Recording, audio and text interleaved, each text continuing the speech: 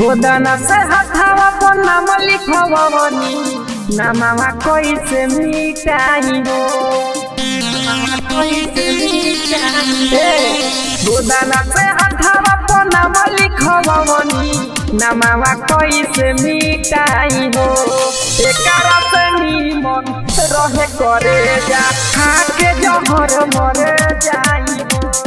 खाके जहर मर जाई हो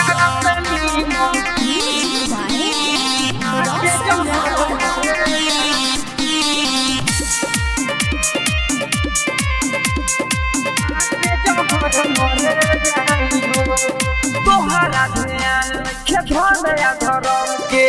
कैसे भुला गइलू अपना सोनम के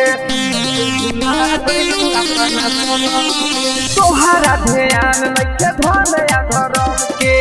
कैसे भुला गइलू अपना सोनम के हमारा के जान तू भुला गइलू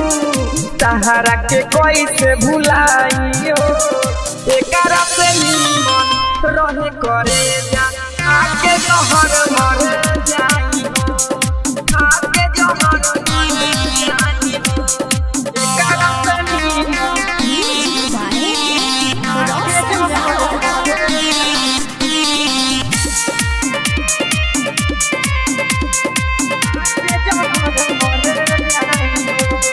मास्टर मुके सवा के सुनलू ना बात के हमारा के छोड़लू ना कौन तू घाट के